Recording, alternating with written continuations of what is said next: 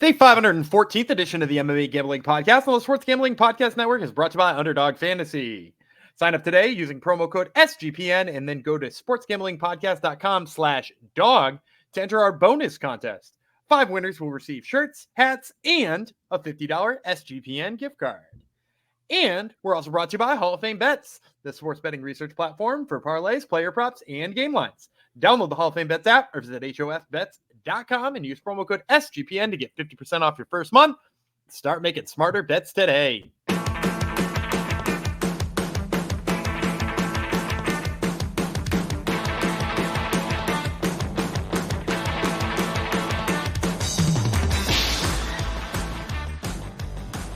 Heidi ho, degenerinos. Welcome to episode 514 of the MMA Gambling Podcast and the Sports Gambling Podcast Network. This one's going out to Richard Lewis, RIP, Richard Lewis from Curb Your Enthusiasm and other great shows and comedy. Thank you for coming to the show. We shall supply some comedy, hopefully. Not with our picks, maybe with our banter. We do have a pretty funny fight card coming up this week, and we're going to be covering UFC Fight Night, Rosenstrike versus Gaziev. I'm one half of the duo breaking it down. Jeff Chalks, Fox, and boys. It's a chalky card. We'll see if I get talked into some underdogs or not. I know my co-host is in on at least a couple of dogs, probably more, because he is he's wild like that. He would be not the lock dog. We'll talk about the lock dog soon enough, but he would be the one and only Daniel Gumby Vreeland. Hello. I'm not sure I'm on much more than 2 or 3 of them. Yeah, there's actually. I'm going to say there are 2 picks. I don't know if they're even on this episode. They might be on next. This is a hard card to know where fights are because all of them feel like prelims. Yeah. Not that you can't win money on prelims, but all of them feel like prelims. And there's a couple of fights on this card where I might flip-flop by the time the fight happens. It's one of those, especially because this fight card is, the odds lines are so wide on it, right? Like I think there's like 2 fights with odds that I would deem close, and it's the first and the last fight of the night, and that's it. Everything else is like big, fat, chalky lines. So, I think it's hard to find value in those, but there are a couple of fights where I'm like, I do lean towards the person who's like a -400 or -500 favorite, and there's just enough juice in that fight where I think a little bit about the underdog. So there's been 2 fights where I've been flipping and flopping on that. We'll have to see where I'm at by the time we get to talking about it. Big fat chalky lines. That's our title. And it reminds me of someone we were talking about off the air as well. So we won't mention that person though, but I thought you were going to say that's your new nickname. Big it could be big fat lines. chalky lines. The problem, not only are these lines big, fat, and chalky, they've gotten worse since they get wider. Yeah, they got wider since the past 2 days, I think. I think it was Monday. People have to be putting in just like a parlay with all these super favorites. Maybe. And I'll spend a lot of the time over the next couple of episodes talking about why certain ones of them are definitely parlay busters, because there's a few of them in here that are definitely parlay busters. Yeah, I think one line out of how many fights we got? 11 fights. I think one line went in my way.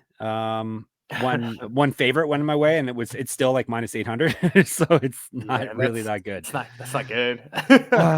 Yeah, there's a lot of like, why first of all, it's a better fight card than we originally gave it credit for. It's as we discovered when we were previewing it on the last episode, it's or 2 episodes ago, it's a bit better than we anticipated, but yeah, it's still a lot of squash matches if we trust the bookmakers, and usually they are right.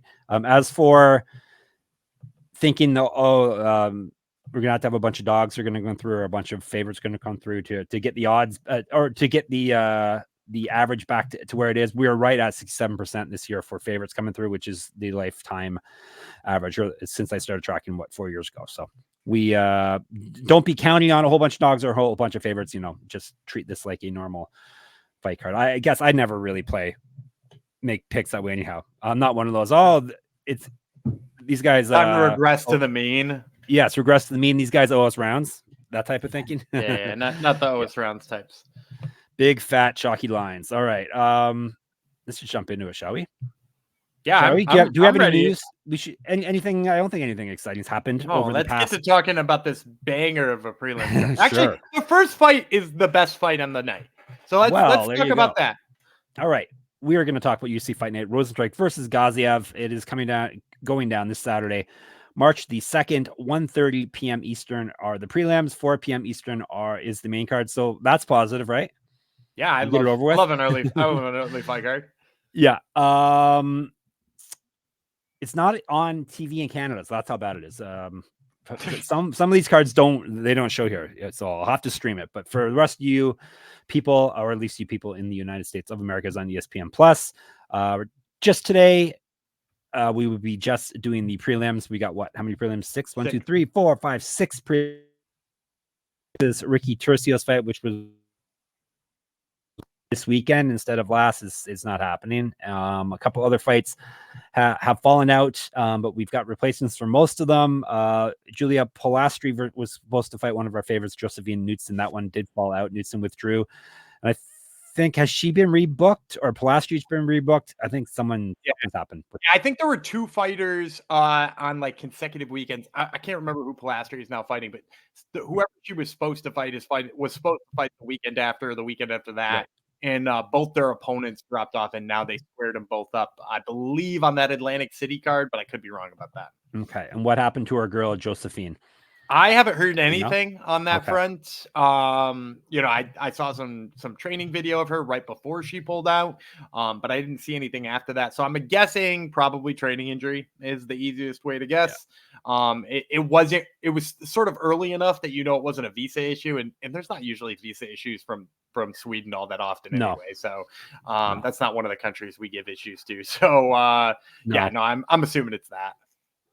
Polastri will be fighting Stephanie Luciano on March 23rd as Gumby. He didn't have the name, but he had the situation correct. Muhammad Yahya, Brendan Murati were supposed to fight. That bout fell off, but the other fights that have fallen off, the fighters have gotten replacement fighters, so at least one half of them will be fighting. All right, brings us to our opener, which this fight was scheduled all along. It's a lightweight fight. Gumby says it's the best fight on the fight card. We'll see. Loik Radzhabov, the Tajik tank from Tajikistan, versus Abdul-Kareem Al-Selwady, the pride of Palestine from, you guessed it, Palestine. And a very good guest on Gumby's podcast this past week, the Top Turtle MMA podcast. He was on before, right? Yeah, I had him on right before he fought George Hardwick. And actually, I believe after he fought George Hardwick too, like right after it, because I needed a guest from right after that. So yeah, I've had him on a couple of times. Great cool. Guest. And that is the opener, right? Because like I said, you said off top, the belt order is all over the place. Yep, that seems to be the opener. All right, yeah, because Tapology, the UFC.com, Wikipedia, they all were having different stuff, but we're going to go with that one first. Doesn't make a difference really to you people. You're going to watch all of them anyhow. All right, we're going to tell you about Radzhabov first, the Tajik tank, 17-5-1, 7 knockouts, 5 submissions. He's been knocked out once, so he's very durable. So he owes us some finishes, or getting finished, I guess. 1-1 in the UFC. He got knocked out in his last fight. There you go. That's what we're talking about. Finishes. Missed weight in that fight as well. He went 4-4-1 in PFL. How's this for bad luck? 2019 and 2021, the finalist. He was so close to $1 million, did not get it. Now he's making probably 14,000 to show, 14,000 to show in the UFC. So however, he has multiple regional championships on his mantle. Correct. Get the shirt, sportsgamblingpodcast.com/store. Used to fight at welterweight, 2012 Pro MMA debut, 3 inches taller than Al-Selwady. He's been outstruck in the UFC by 2.7 strikes per minute. That'll get you knocked out, or at least beat. Better grappling stats than Al-Selwady, based off of Selwady's one fight, and he's at plus 150. The pride of Palestine, Al-Selwady, who wants to have a big barbecue after he wins, right? His barbecue skills are incredible. He's like one of those competitive barbecue people. Oh yeah, I think you talked about that last time he was on. Yeah, he like competes in barbecue stuff after and in between fights. Nice. Which, like, I mean, I guess at least that's like a lean way of like splurging. Right. I'm talking to a PFL fighter who talks about how he wants his burgers all the time. So it's not as good. Yep. Well, there you go. Hopefully, if you're friends with him, he'll invite you to the barbecue after he wins, if he wins here. He's 15-3, Mr. Al-Selwady, 8 knockouts, 2 submissions. He's been knocked out 3 times, so he's been finished by knockout in all his losses. This is his UFC debut, 1-0 on Contender Series. He's won 5 straight fights. He's not lost since November 2019. He has multiple regional championships on his mantle. Correct. Get the shirt, sportsgamblingpodcast.com/store. A couple more of those coming up. Used to fight down at featherweights. We got a former featherweight versus a former welterweight here. 2012 Pro MMA debut for him as well. So these are a couple veterans. 2-0 as a pro grappler, 5 years younger than Radzhabov. Better striking stats, more active landing strikes, but that's based off of 1 fight that he's had that we have stats for. He outstruck his Contender Series opponent, George Hardwick, by 1 strike per minute, -166. Gumby, I am a gracious host, so I let you go first. I'm going to go with Abdul-Kareem Al-Selwady. Like, first of all, if we're talking about the striking aspect of this fight, being able to stay away from the big shots of George Hardwick is enough for me to pencil you in as being a pretty damn good striker, if we're being honest. That's an improvement for him, too, because he used to get hit a lot in his older fights. I did film tape. Yeah. Back, are you looking at the Brave fights when he was fighting? Yes. Brave? Yeah. And so after he fought for Brave, he fought for, was it LFA or Fury? It was one of those southern regional promotions. But he looked cleaned up after that, right? Like he looked like he fixed a lot of things in between there and Brave. But the thing about him is, like, he's really strong on the takedown defense because he is, he's like a little muscle. That's the thing. He's a little guy, Yeah, he's 155 pounds, but he's a short guy, and he's really physically strong. And I think Radzhabov, I think we saw what happens to him on the feet when he can't score his own takedowns, right? He fought Matthews at Rembeki, or Rabisti, or however the hell we're supposed to say that. Yeah, Rabisti sounds better, yeah. And Rabisti, first of all, great wrestler, just stuffed anything he came his way and was a better striker than him. And the thing is, if Abdul-Kareem Al-Selwady can pick apart George Hardwick, and that's what he did. He picked apart George Hardwick, put a pace on him he couldn't keep up with. I don't think Loik Radzhabov could do any better on the feet. Radzhabov's only path to victory for me here is to take him down and take him down repeatedly. And even if he takes him down, I don't think he can keep him down. So, yeah, I think Selwady rolls here. I like the line a little bit better when it was closer to a pick'em, because this is one that's kind of gone in the wrong direction for us. But I think Al-Selwady outpoints him on the feet here pretty easily.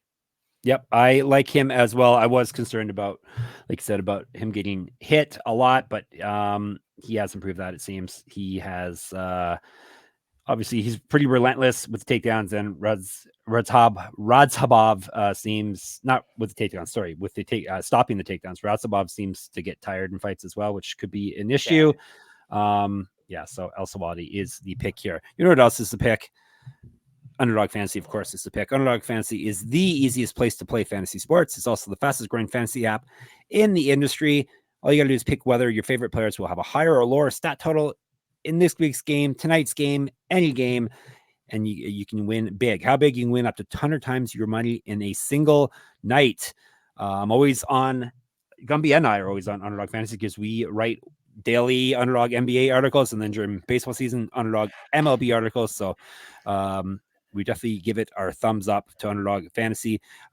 Here's what you got to do. Sign up today with promo code SGPN. Actually, make that MMA SGPN, okay? The other shows are getting more signups than we are, so let's go MMA SGPN and get your first deposit doubled up to $100, as well as an instant pick'em special. Visit underdogfantasy.com or find them in the App Store, and don't forget to register with my promo code MMA SGPN. My name Gumbies. To get your first deposit doubled up to $100, as well as an instant pick'em special. You must be 18 or older and present in a state where Underdog Fantasy operates. Terms apply. Concerned with your play, call 1-800-522-4700 or visit www.ncpgambling.org. And if that's not enough, SGPN is teaming up with Underdog to give you even more of a bonus. Sign up between now and the end of the month, and 5 winners will receive Underdog hat, Underdog shirt, and a $50 SGPN gift card, so you can get cool clothes like Gumby and I wear. Sign up today. Use promo code SGPN, MMA SGPN. I did it again. MMA SGPN. No wonder we won't get any signups, Gumby. And then go to sportsgamblingpodcast.com/dog, D-O-G. Don't spell it fancy, just D-O-G. To enter the contest for your chance to win. All right. Here is one of our makeshift fights, just got put together. It is bantamweights, 3 5-minute rounds. Vincius Oliveira, you may know him as another name, but he's from Brazil, versus Bernardo Sopaj. Is it Sopaj? I think it's Sopaj. Yes, he is from Sweden. We were just talking about Swedish fighters. Sopaj is the Lion King, 11-2, 7 knockouts, 3 submissions, never been finished in a fight. This is a short notice debut, very short notice. We just found out about this fight on Monday night, I think. Is that right to you? Yeah, Monday night. He's won 3 straight and 5 of 6. All 3 of his past 3 wins have come via finish. He's not lost since March of 2021. He's got multiple regional championships on his mantle. Correct. Get the shirt. sportsgamblingpodcast.com/store. He used to fight down at flyweight, 5 years younger than Oliveira, plus 104. Oliveira, of course, is our favorite lock dog, LOKDOG. He is the lock dog this week. I hope someone comes and asks in the Discord because we have an answer. He's 19-3, 15 knockouts, 2 submissions.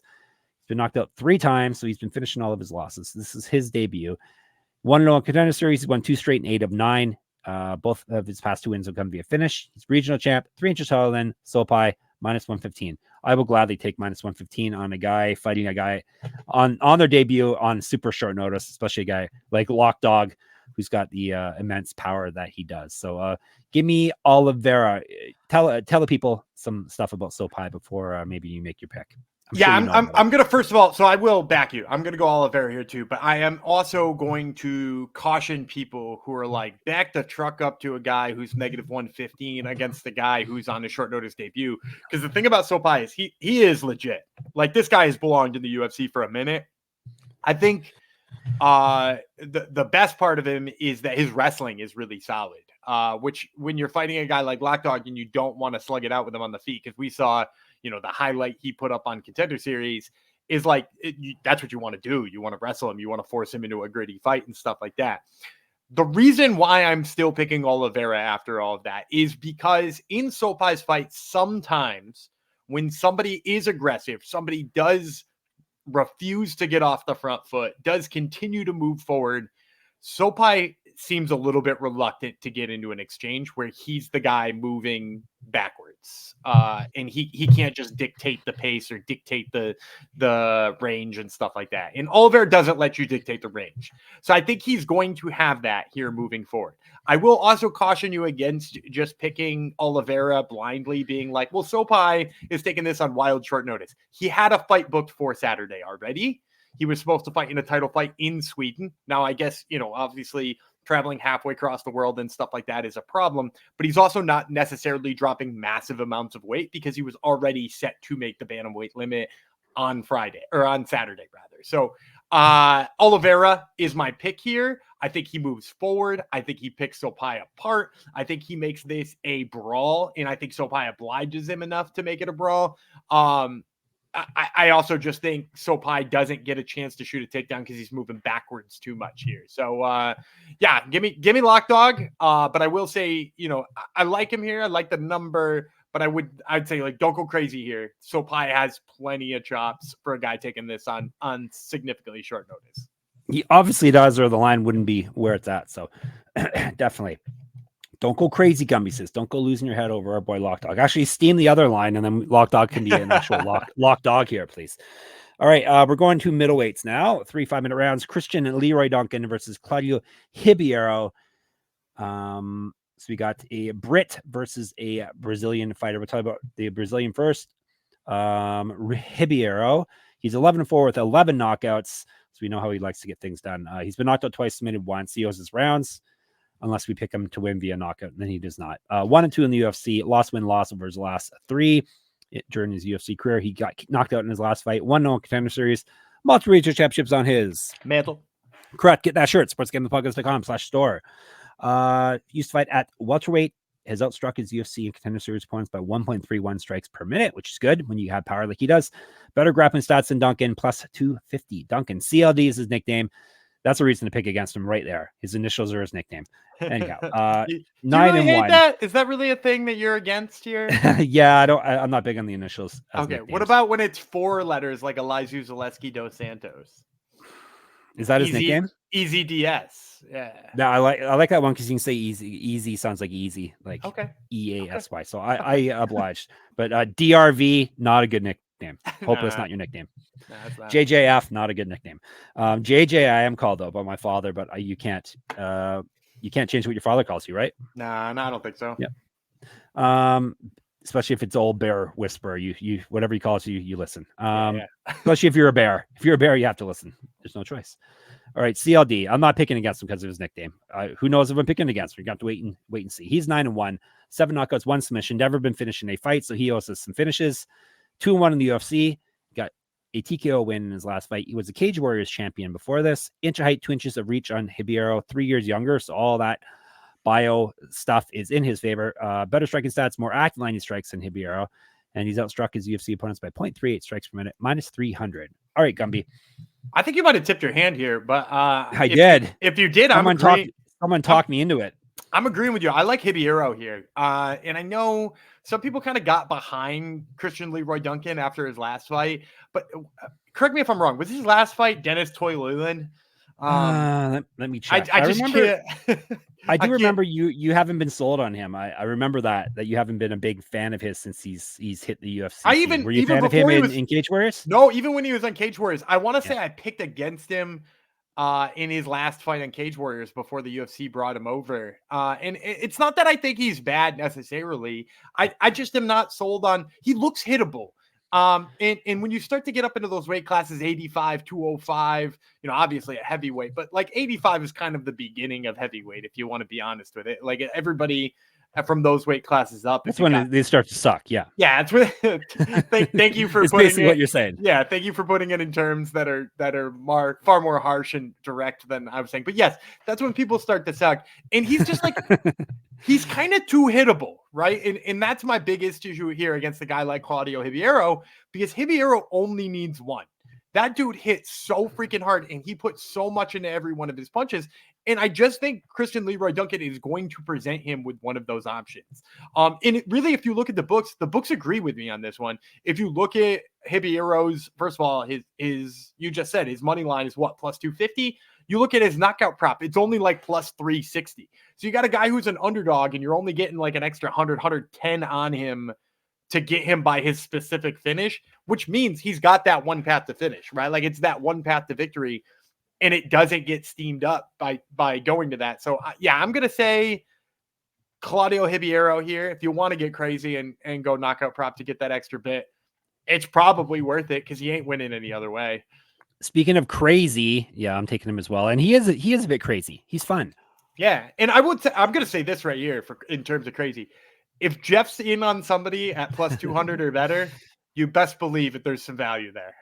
Well, I listened to this other podcast called Top Turtle, and that guy picked Ribeiro, and this is one of the fights I was kind of on the fence, and I was going to go Duncan, just stick with the massive favorite, but that smart guy in Top Turtle took Ribeiro, and Ribeiro's kind of fun, and he's definitely there's a path to victory here. So, and the fight card this chalky, we got to roll the dice once in a while, right? Gotta find some spots. Got to find a spot, and this could be the spot because Ribeiro definitely can crack.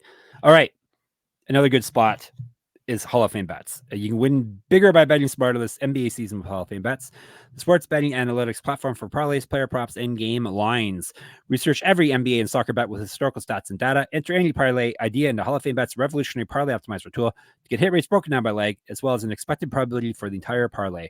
Sort all players by hit rate for any bet to learn which players are on it, which picks have value. Stop betting in the dark and join over 30,000 users researching with Hall of Fame bets to craft more intelligent, data-driven parlays. Download the Hall of Fame bets app or visit HOFBets.com.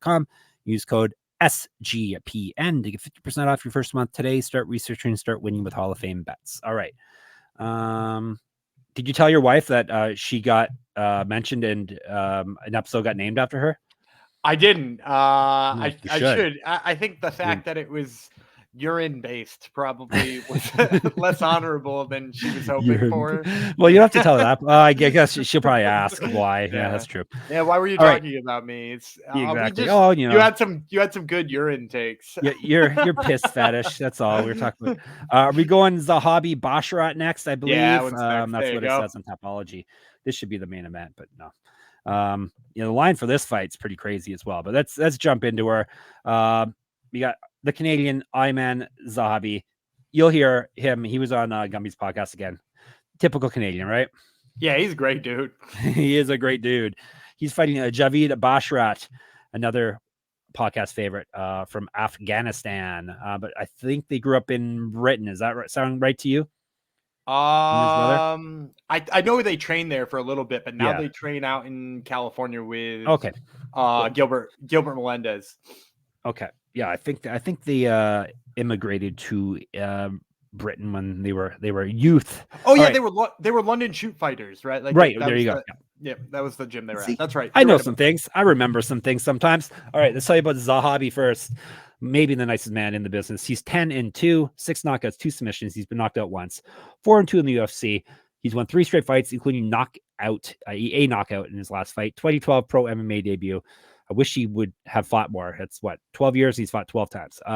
He's been outstruck in the UFC by 0.36 strikes per minute, plus 575. That number is pretty high for a guy coming off a knockout win. The Snow Leopard, Javid Basharat, the better of the Basharat brothers. 14-0 with 1 no contest, 5 knockouts, 6 submissions. He's been 3-0 with 1 no contest in the UFC. No contest was his last fight. I believe it was a eye poke. Is that right? That's correct. Yep. All right. 1-0 on Contender Series, regional champion. Used to fight down at featherweight.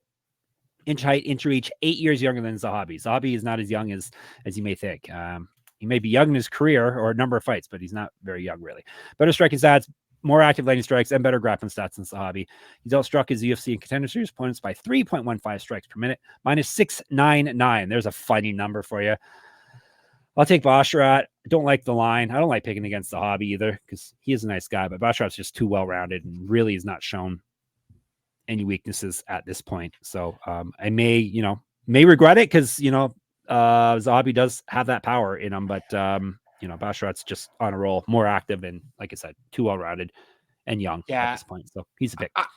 I don't love the line. What did you say his number was? 699. 699. Yeah, I don't necessarily love that line on Basharat either. But I will say this: if you're trying to get tempted on Zahabi, you got to think about what his paths to victory are here. And so far, the thing he's really become and has been really impressive about him, and he even said it in his interview with me, is like, hey, maybe I'm the next bantamweight with hands. Maybe I'm the next bantamweight who sleeps people.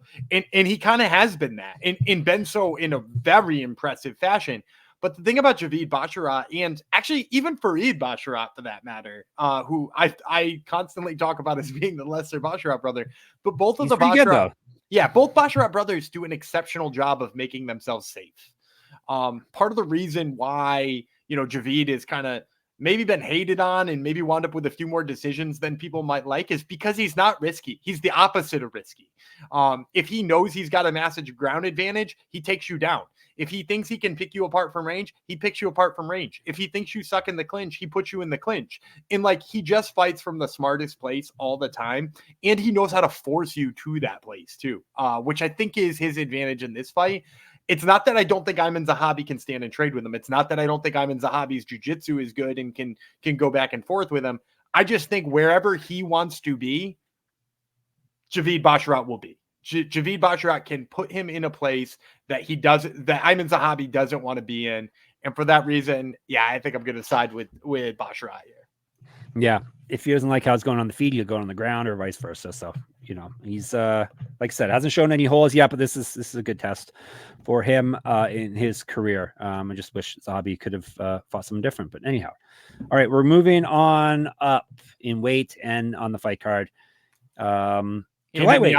In the odds. Yep. Lightweight. This is the one that they came in down a little bit, but it's still minus 800. Ludovit Klein from Slovakia, I believe. Yes. Slovak Republic, actually, versus AJ Cunningham from the United States of America. 3 5-minute rounds. I'll tell you about the Savage first. AJ Cunningham, 11-3, 4 knockouts, 4 submissions. He's been knocked out once. Short notice debut. The alarm bells should be ringing in your brains right now. 4-1 over his last 5, including winning via TKO in his last fight. The one loss came on the Contender Series. I don't even remember him from that, so I guess he's pretty memorable. Who did you lose to, Gumby?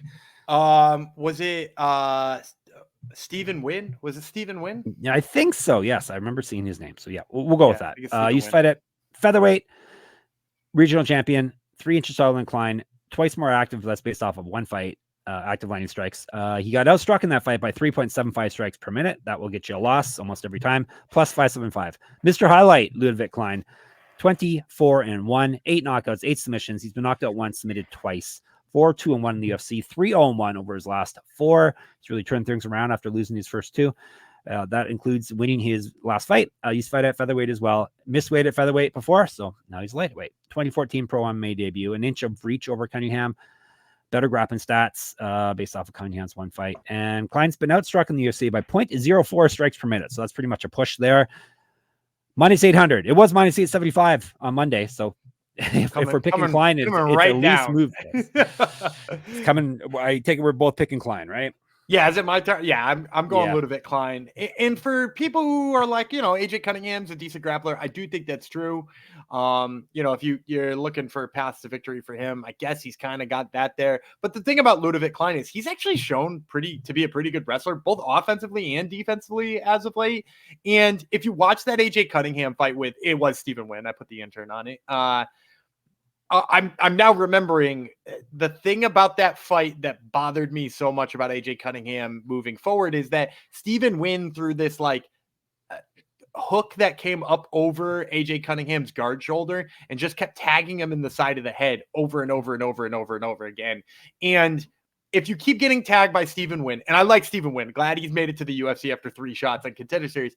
If you keep getting tagged by Stephen Wynn on the feet and Stephen Wynn's crafty enough to put it on you, Ludovit Klein is definitely crafty enough to put it on you. This guy's much faster. He's got a little bit more nuance, maybe a little bit less pressure than somebody like Wynn, but Klein is just kind of, a more devastating striker in those regards. And Cunningham, this is a true short notice fight. This isn't like the Sopaj one where he was already in camp and cutting weight for something already. This is just like, hey, this is my opportunity. I got to go get it.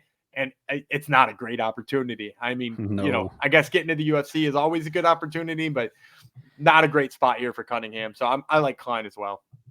Basically, he's guaranteeing himself 2 fights in the UFC, but first one probably won't go his way. Yeah, Klein's got to be the pick. He's just so well-rounded and dangerous everywhere.